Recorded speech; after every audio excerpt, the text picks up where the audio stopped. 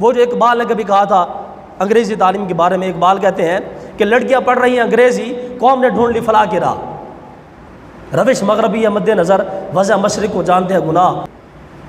ابھی گرمیوں کی چھٹیاں ہوئی تو لوگوں نے اپنے بچوں کو اپنی نانی کے گھر بھیج دیا۔ اب گھر صاحب کچھ بھی بچہ کے ہو جی گھر صاحب وہ سکول تھا چھٹیاں ہوئی سن اپنی نانی گھر ٹور گیا، یعنی قرآن کی کوئی اہمیت ہی نہیں ہے۔ آپ اندازہ کریں جو کہ بچے صبح اٹھتے ہیں سکول کے لیے تو اماں ابا کہتے ہیں چلو پتر جا کے سپارہ بھی پڑھا۔ فرمایا طلب العلم فریضۃ علی کل مسلم۔ اب یہ حدیث پاک نہ اکثر سکول کی دیواروں پہ اوپر لکھی ہوتی ہے، طلب العلم فریضۃ علی کل مسلم، کہ ہر مسلمان پر علم حاصل کرنا فرض ہے۔ تو علم سے مراد سکول کا علم نہیں ہے، کالج کا نہیں ہے، یونیورسٹی کا نہیں ہے، بلکہ علم سے مراد یہ ہے کہ بندہ دین کے علم حاصل کرے۔ میں بارہا مقام پہ یہ بات آپ کی بارگاہ میں عرض کر چکا ہوں۔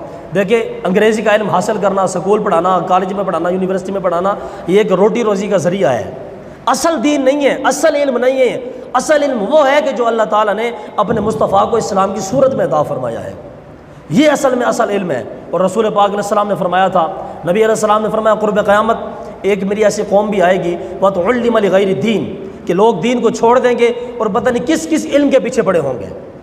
آج ہم اس دور سے گزر رہے ہیں، آج علم کا نام و نشانی نہیں ہے، اور جناب بایو کی، کیمسٹری کی، فزکس کی، انگریز کی، ریاضی کی بڑی بات ہو رہی ہے۔ آج جس بندے کو 2-4 لفظ انگلش کے آ جائے دوسرے بندے کو جاہل سمجھتا ہے۔ آج ایک پروفیسر صاحب، ہیڈ ماسٹر صاحب، عالم دین کی کوئی قدر ہی نہیں ہے۔ پروفیسر سمجھتا ہے کہ اے مولوی چھٹو جی، مولوی تک ہمیں نماز پڑھانا۔ اور خدا کے بندے مصطفیٰ نے فرمایا تھا، نبی علیہ السلام نے فرمایا کہ علم دین ہر مسلمان پر فرض ہے کہ وہ حاصل کرے۔ اس سے یہ بات ثابت ہوئی کہ جو بندہ تاجر ہے بیٹھ کے دکان چلا رہا ہے، اس بندے کے اوپر فرض ہے کہ وہ علم دین حاصل کرے، بعد میں جا کے دکان چلائے۔ اسی طرح یہ سارے معاملات، عمر بن خطاب کا یہ معمول تھا، حضرت عمر بن خطاب کا، کہ آپ بازار میں چکر لگاتے عمر بن خطاب، اور آپ ہر دکاندار سے جا کے پوچھتے، فرمایا تنو علم دے مسئلے آنے نے، تجارت دے مسئلے آنے نے؟ عرض کرتا سرکار سکھے کوئی نہیں۔ آپ نے فرمایا سن کہ پہلے دکان بند کر، پہلے جا کے علم حاصل کر، جدو تینوں دکان چلان دے مسئلے معلوم ہو جان تو بعد جا کے پھر دکانداری کر لیں۔ عمر بن خطاب اس ٹائم دکان بند کروا دیں سن کہ جا کے پہلے مسئلے سیکھے۔ حضرت صاحب ہمارے ہاں تو نظام ہی کوئی نہیں ہے، ہمارے ہاں تو ہر دکاندار کا اپنے ریٹ ہے، اور مسئلے آپ ان سے نماز کے مسئلے پوچھو، نماز کے مسئلے نہیں آتے تو دکان کے مسئلے پھر ان کو کہاں سے آتے ہوں گے۔ اسی طریقے سے ایک نوجوان کی شادی ہو رہی ہے، اس نوجوان کو چاہیے کہ وہ نکاح کے مسئلے سیکھے، طلاق کے مسئلے سیکھے۔ اسی طریقے سے عورت ہے، اس عورت کو حیض و نفاس کے مسئلے سیکھنا فرض ہے۔ ہمارے یہاں کتنی ایسی مائیں بہنیں بیٹیاں ہیں جو حیض کی وجہ سے روزے چھوڑ دیتی ہیں۔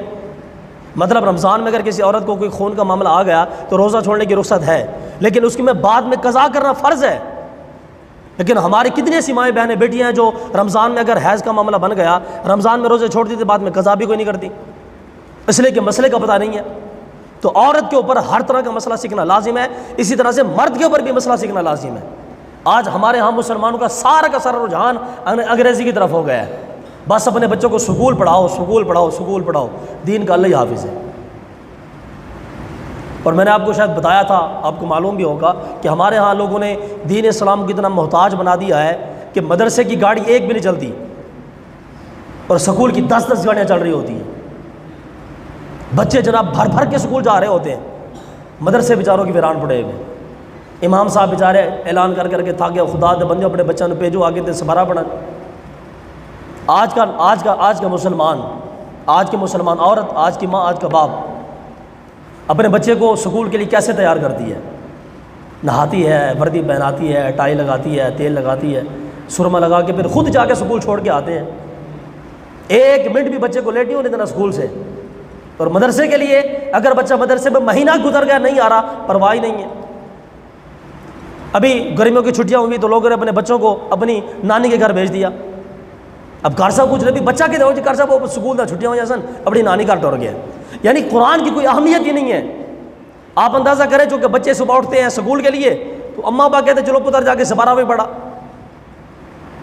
تو مین چیز ہماری نظر میں کیا ہے؟ سکول۔ بھی سکول پڑھاؤ اپنے بچوں کو، کسی نے کہا کہ نہ پڑھاؤ، لیکن ایک حد تک پڑھاؤ کہ تم نے مدرسوں کو اپنی پشت کے پیچھے ڈال دیا۔ وہ جو اقبال نے کبھی کہا تھا انگریزی تعلیم کے بارے میں، اقبال کہتے ہیں کہ لڑکیاں پڑھ رہی ہیں انگریزی، قوم نے ڈھونڈ لی فلاح کی راہ، روش مغربی ہے مد نظر، وضع مشرق کو جانتے ہیں گناہ، یہ ڈرامہ دکھائے گا کیا سین، پردہ اٹھنے کی منتظر رہنے کا۔ اقبال کہتا ہے لوگوں نے علم دین چھاڑ دیتا، بس ہر لڑکی انگریزی پڑھ رہی ہے، قوم نے ڈھونڈ لی فلاح کی راہ، قوم کہتی ہے کہ بس اپنے بچوں کو انگریزی پڑھاؤ، بس یہی فلاح کی راہ ہے۔ اقبال آخر میں کہتے ہیں یہ ڈرامہ دکھائے گا کیا سین، پردہ اٹھنے کی منتظر نگاہ۔ اقبال کہتے ہیں ڈرامہ جڑا سی بیٹھ کے دیکھ رہے ہیں، ڈرامہ۔ انگریز یہاں سے دفع ہو گیا پاکستان سے، ہندوستان سے، لیکن اس کا قانون آج بھی پاکستان کے اندر نافذ ہے۔ ہمارے پاکستان کے جتنا دفتری نظام ہے اس میں انگریزی زبان ہے، آپ اردو میں بات نہیں کر سکتے، انگریزی میں بات کریں گے۔ اور بھی پاکستان ہے، قومی زبان اردو ہے، لیکن تم یہاں پہ پھر بھی انگریز کا نظام لے کے بیٹھے ہوئے ہو۔ تو رسول پاک علیہ السلام نے فرمایا کہ علم دین حاصل کرنا ہر مسلمان مرد، ہر مسلمان عورت پر فرض ہے،